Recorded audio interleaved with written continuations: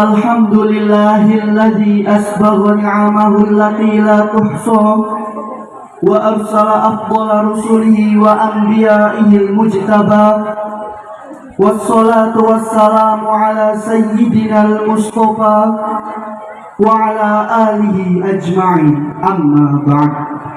Al-Mukarram, pembina Pondok Pesantren Khas Kompek Cirebon, Bapak Profesor Dr. Kiai Haji Said Aqil Siroj MA, yang kami muliakan Pengasuh Pondok Pesantren Khas Kompek Cirebon, Bapak Kiai Haji Muhammad Mustafa Aqil Siroj, Bapak Kiai Haji Ni Aqila Aqil Siroj, yang kami hormati Bapak Kiai Haji Muhammad bin Ja'far, Bapak Kiai Haji Ahmad Zaini Dahlan, dan segenap pimpinan Pondok Pesantren Khas Kompek Cirebon. Dan yang kami hormati para ibu nyai, asatidz wal ustazah, segenap panitia, khotimin, wali khotimin, dan tamu undangan yang berbahagia. Selamat datang kami ucapkan dalam acara Haflah Tasyakur Khotmi Alfiyah Ibni Malik Pondok Pesantren Khas Kompek Cirebon tahun 1445 Hijriah 2024 Masehi. Wahiratai Padang Cermin Pesawaran Dua As'adul Fawaid bin Bapak Haji Warganda dan Ibu Hajah Khadijah Balongan Indramayu. Tiga Muhammad Nur Labib bin Bapak Hasan Hanafi dan Ibu Nur Hayatin Tanjung Pura Karangapel Indramayu. Empat Baharul Uluk bin Bapak Tasikin dan Ibu Marhawa Krasak Jatibarang Indramayu. Lima Faisal Hamid Mustaqim bin Bapak Hamidun dan Ibu Rianti Sukra Indramayu. Enam Haji Finanda bin Bapak Udianto dan Ibu Sunenti Peduyut Bango 2 Indramayu. 7 Adil Abdurrahman bin Bapak Haji Muhammad Muhyiddin dan Ibu Siti Fatimah Raja Bango Patok Besi Subang.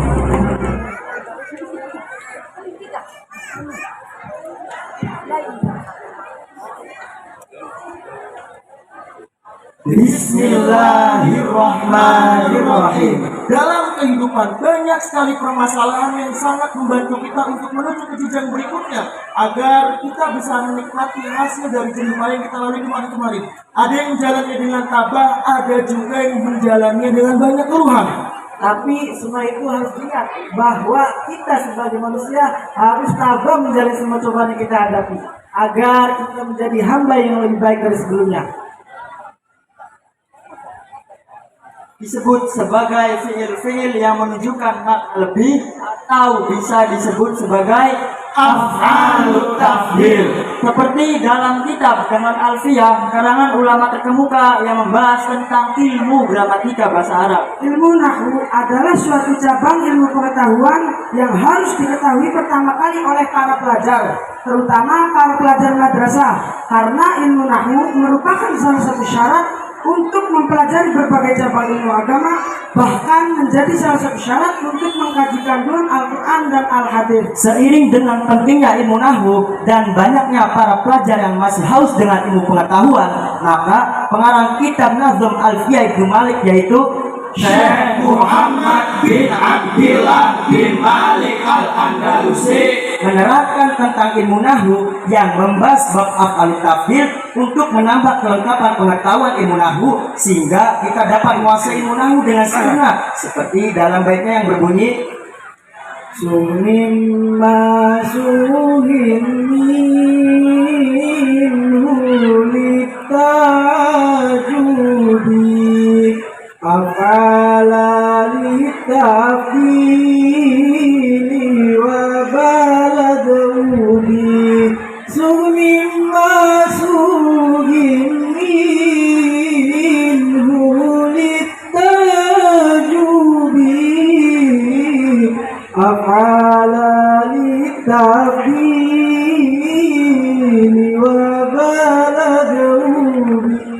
Bentuklah lafaz yang boleh dibentuk fi'il ta'ajjub kepada bentuk isim tafdil yang berwazan af'ala, dan tinggalkanlah lafaz yang tidak diperbolehkan. Menurut bahasa, at-tafdil berarti mengunggulkan atau melebihkan, sedangkan lafaz af'al itu merupakan wazan dari af'al tafdil itu sendiri. Dari sini dapat didefinisikan bahwa af'alut tafdil yaitu bentuk kalimat isim yang mengikuti wazan af'al yang menunjukkan makna lebih atau paling. Menurut istilah yaitu kullu ma dalla ala ziyadatin tafdilan kana au taqison, yaitu setiap kalimat isim yang menunjukkan makna lebih, baik lebihnya itu dalam hal keutamaan maupun dalam hal kekurangan. Contohnya terdapat dalam Al-Quran surat Al-Baqarah ayat 282 yang berbunyi A'udzu billahi minasyaitonir rajim.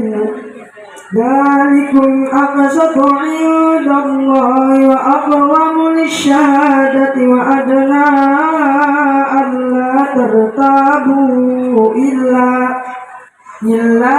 an takuna tijaratan hadiratan tudirunaha bainakum falaysa 'alaikum junahun alla taktubuha. Artinya yang demikian itu lebih adil di sisi Allah, lebih dapat menguatkan kesaksian dan lebih menguatkan ketidakraguan, kecuali hal itu merupakan perniagaan tunai yang kamu jalankan di antara kamu, maka tidak ada dosa bagi kamu jika kamu tidak mencatatnya.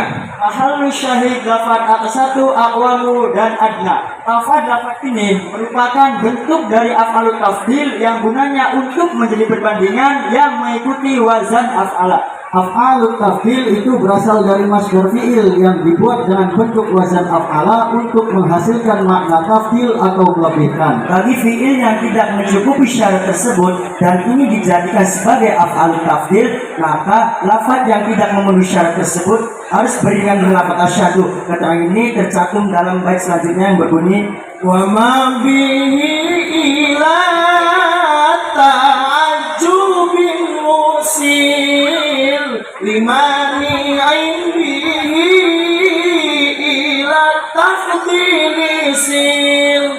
Suatu yang disambung sebagai perantara pembentukan ta'ajjub karena ada hal yang tidak memperbolehkannya, maka sambungan juga kepada pembentukan isim tafdil dengan alasan yang sama. Dalam bab ta'ajjub telah disebutkan tentang kalimah yang tidak memenuhi syarat dalam bab ta'ajjub, maka tidak bisa ditentukan pada bab af'alut tafdil. Solusinya adalah ditambahkan lafaz asyhadu. Keterangan ini tercantum dalam Quran surah An-Nazi'ah ayat 27 yang berbunyi A'udzu billahi minasyaitonir rajim.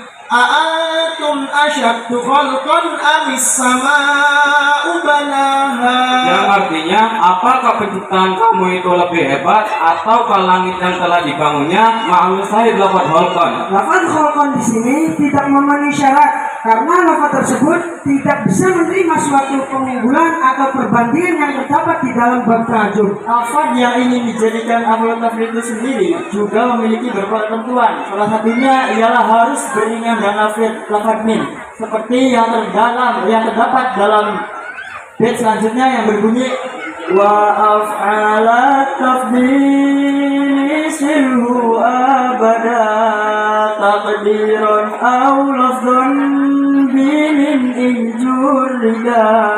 Sambunglah af'alut tafdil dengan lafaz min secara lafaz atau kira-kira, dengan catatan af'alut tafdil itu sepi dari al atau idhofah. Bagi af'alut tafdil yang terbebas dari al atau idhofah, maka harus disertai dengan min yang berupa huruf jar, baik ditampakkan maupun dikira-kirakan. Tetapi terkadang min huruf jar beserta mufadhal alaihnya itu dibuang, seperti yang terdapat dalam Al-Quran surat Al-Kahfi ayat 34 yang berbunyi A'udzu billahi minasyaitonir rajim.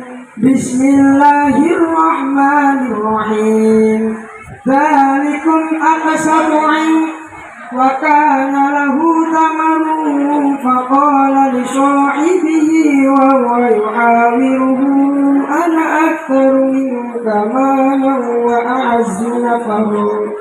Yang artinya dan dia memiliki kekayaan yang besar, maka dia berkata kepada kawan yang beriman ketika bercakap-cakap dengan dia, hartaku lebih banyak daripada hartamu dan pengikutku lebih kuat.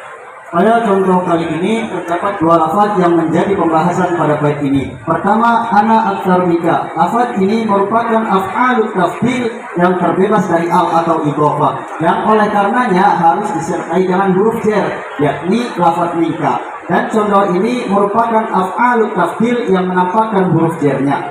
Yang kedua, lafaz wa azzu nafaro. Di sini terdapat huruf jar yaitu min dan majrurnya yang dibuang, yang pentakdirannya yaitu wa azzu minka nafaro. Alasan dibuangnya huruf jar beserta majrurnya itu karena ada dalil yang menunjuk pada keberadaan keduanya secara takdirik. Nah, kebanyakan hal tersebut terjadi apabila isim tabdil berkedudukan sebagai khobar, tetapi terkadang keduanya dibuang, padahal keduanya tidak menjadi khobar. Seperti yang terdapat dalam perkataan seorang penyair yang berbunyi, Kanauti wa qad khilnaki kal badri azmala fadalla fuadi fi hawaki mudallala. Engkau telah mendekat kepadaku. Sebelumnya aku mengira bahwasanya bulan purnama itu lebih cantik daripada dirimu. Tapi ternyata aku salah. Setelah engkau mendekat, ternyata engkau lebih cantik daripada bulan purnama itu sendiri. Sehingga hatiku menjadi mabuk karenamu. Lafaz ajmala pada contoh tadi merupakan isim tafdil dinasobkan sebagai hal dari domirta yang terkandung di dalam lafaz danauti, dan lafaz min beserta mufadolnya itu dibuang, yang pentakdirannya ialah Danauti ajmala minal badri wa qad khilna minal badri. Sekian, terima kasih.